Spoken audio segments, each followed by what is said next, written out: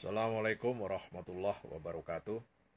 Bertemu kembali dengan saya, Juli Jati Prambuti, dalam program Ngaji Seni Rupa. Sahabat-sahabat semua, pada kesempatan ini saya akan menjelaskan atau berbagi pada Anda semua mengenai wacana seni rupa modern dan seni rupa kontemporer. Sahabat semua, mengingat topik ini sangat kompleks, maka mungkin ini nanti akan mendapat akan cukup panjang ya, cukup panjang artinya tuh akan mungkin sampai 5 seri ya. Kalau dirasa tidak cukup ya mungkin akan bertambah. Sahabat semua, berbicara mengenai seni rupa modern, maka sebenarnya kita tidak lepas dengan perkembangan seni rupa di barat ya, karena modern itu membawa sebuah mazhab, ideologi ya, ideologi tentang modernisme. Nah, modernisme itu sebuah rentetan sebenarnya ya, rentetan dari kepercayaan barat untuk membuat atau mengimajinasikan gerak sejarah itu bersifat linier. Dan linearitas itu dipercaya akan berkembang terus konsisten ya, apabila juga dijaga oleh avant-garde ya, semangat mencari terus menerus ya, kebaruan-kebaruan, novelty itu. Memang itu sebuah kepercayaan yang di barat ya, itu akibat dari persinggungan seni di satu pihak, dan di pihak lain adalah perkembangan ilmu pengetahuan modern ya, ilmu pengetahuan yang cara mencarinya dan logika-logikanya itu sudah dibangun melalui filsafat-filsafat yang berkembang sebelumnya, terutama yang berkembang pasca abad pertengahan ya, Renaissance, di mana manusia di barat kembali ingin menjadi manusia yang merdeka, yang berpikir secara bebas. Maka kemudian muncul logosentrisme, jadi percaya kepada logos. Percaya pada logos berarti percaya pada rasionalitas. Percaya pada rasionalitas berarti percaya pada prinsip-prinsip evidensi atau pembuktian-pembuktian kebenaran yang didasarkan atas data dan teori-teori. Tanpa itu ilmu pengetahuan saya kira juga tidak akan mungkin berkembang. Dari fokus pada logos ya, dan itu sebagai kritik terhadap era sebelumnya yang sangat fokus pada theos ya, Tuhan, teosentris ya, teosentrisme ya, di era abad pertengahan yang membentang sekitar ya 10 sampai 12 abad lamanya di barat itu ya. Orang tercekam ya, orang tidak bebas untuk berpikir ya, karena satu kebenaran ditentukan oleh satu sistem yang didominasi oleh gereja saat itu. Tapi sebenarnya perkembangan abad pertengahan itu tidak sepenuhnya bisa disebut dark age ya. Saya memahaminya tidak gelap dalam artian tidak berkembang sama sekali. Saya kira kok tidak seperti itu, karena ketika di era abad pertengahan pun kita juga banyak melihat hasil-hasil peradaban yang luar biasa tinggi ya.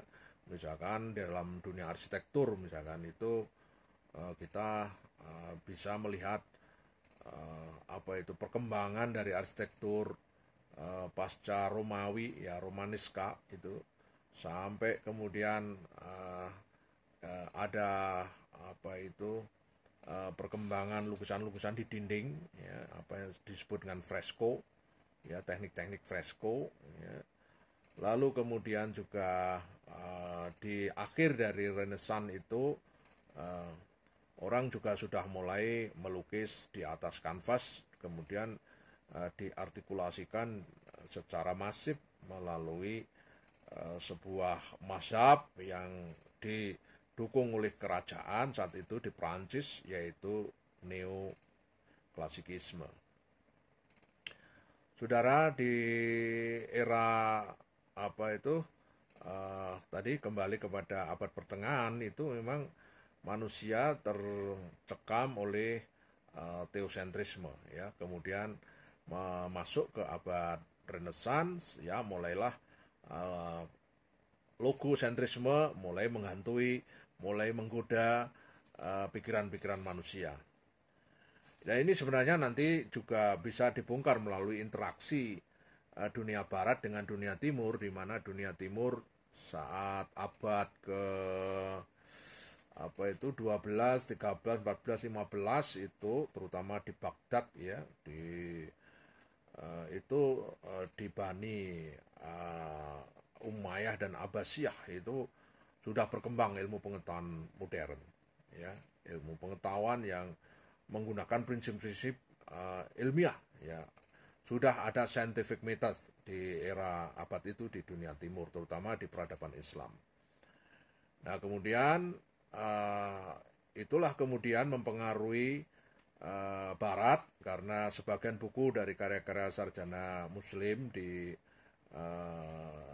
kekhalifahan Abbasiyah itu dibaca oleh orang-orang di Eropa, diterjemahkan ke bahasa mereka tentu.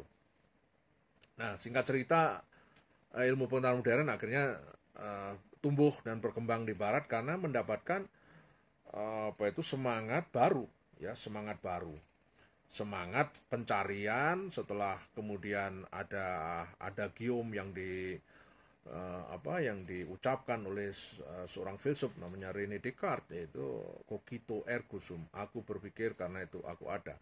Nah, kata-kata berpikir itu artinya rasionalitas ya. Jadi rasionalitas itulah yang kemudian membuka kesadaran baru ya pada ilmu pengetahuan.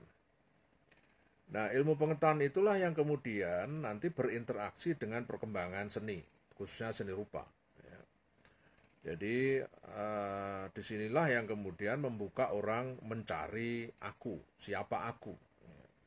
Jadi kalau di dunia seni rupa modern memang mencari apa itu mengenai aura ya, aura subjek ya, aura seniman.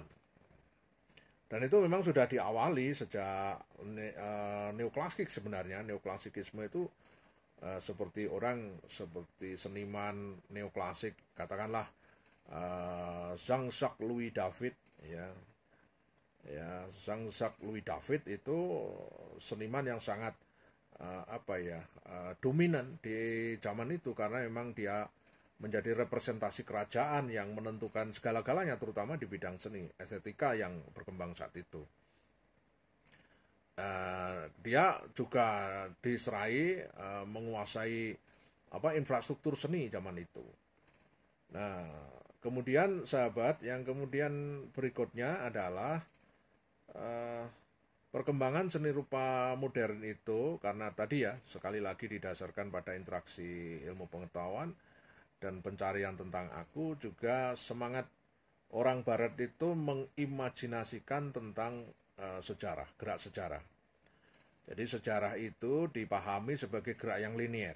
Yang dimaksud linier itu adalah bahwa sejarah diimajinasikan melalui serangkaian tahapan, yang tahapan itu dipercaya ada semacam jalan besar gitu ya, yang kemudian disebut dengan mainstream ya, mainstream. Dan mainstream pun juga dalam rangka untuk westernize ya, pembaratan ya, pembaratan dari semua hal, tidak hanya di seni rupa sebenarnya, ilmu pengetahuan ya, pendidikan itu juga mengalami westernize ya sampai hari ini. Jadi sampai hari ini sistem pendidikan kita itu ya kena imbas dan terpengaruh oleh prinsip-prinsip pembaratan itu ya.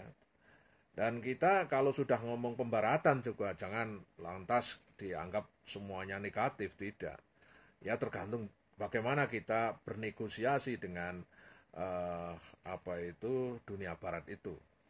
Jadi sebenarnya kita bernegosiasi dengan kebudayaan apapun sebenarnya tidak perlu khawatir karena sudah diajarkan di dalam nenek moyang dulu di era pramodern itu, di era Sriwijaya misalkan sudah ada interaksi dengan India, lalu di Sriwijaya sampai ada universitas tingkat internasional, mahasiswanya juga dari macam-macam bangsa, dan bahasa yang digunakan adalah bahasa global saat itu yang diakui yaitu Sanskerta.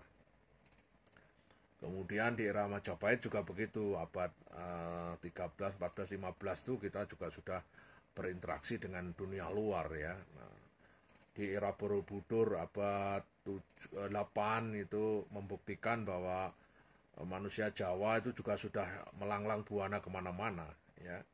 Ketika melalang buana tentu mendapatkan banyak hal itu. Jadi manusia Nusantara itu manusia yang terbuka ya, menerima anasir dari manapun, dan itu tidak merasa kecil ya. Jadi ada kemudian yang disebut dengan local genius. Jadi ada local genius itu yang dijadikan modal kultural berinteraksi dengan masing-masing pengaruh dari luar, dari Cina, dari India ya, dari India, terus kemudian dari Arab, termasuk kemudian dari Barat. Jadi kalau kita membaca Barat ya sebagai apa itu paradigma, jangan kemudian kita alergi ya, karena sebenarnya setiap kebudayaan itu selalu berinteraksi. Jadi identitas itu terbentuk dari negosiasi, bukan kita itu kemudian mencari keaslian, originalitas itu seperti apa, itu kan sangat sulit ya. Karena kita hidup selalu bertemu dengan entitas lain, dan kemudian kita berusaha untuk berdialog satu sama lain di situ.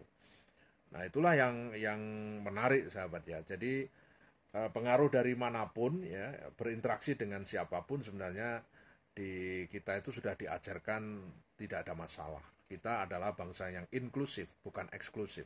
Kita bangsa yang terbuka, termasuk di dunia pendidikan, ilmu pengetahuan, termasuk di dunia seni rupa nanti. Nanti saya juga akan bercerita bagaimana seni rupa modern itu masuk ke Indonesia, memang melalui apa ya itu, karena waktu itu kita masih dijajah ya oleh bangsa Belanda, yang di kita sendiri masih disebut wilayah Hindia Belanda ya, itu maka di sekitar abad 19 20 itu kita memang tidak bisa lepas dari cengkeraman atau pengaruh besar dari Hindia Belanda ya, orang-orang Belanda yang datang ke sini. Nah, itu nanti akan menarik bagaimana pengaruhnya seperti itu, bagaimana kita mampu menegosiasikan, dan kemudian bahkan kemudian lalu kita juga akan mendapatkan istilah seni rupa modern yang tumbuh di Indonesia. Sekalipun nanti juga sahabat, saya akan bercerita juga itu juga problematis dalam konteks orang Barat sendiri memahami seni rupa modern di luar Barat, itu juga banyak hal yang apa itu belum jelas ya, dianggap belum jelas, dan bahkan kita sering dituduh dalam tanda kutip ya, kita ini tidak memiliki seni rupa modern. Kita dianggap epigon Barat. Ya, apakah betul? Itu kita nanti akan bicarakan.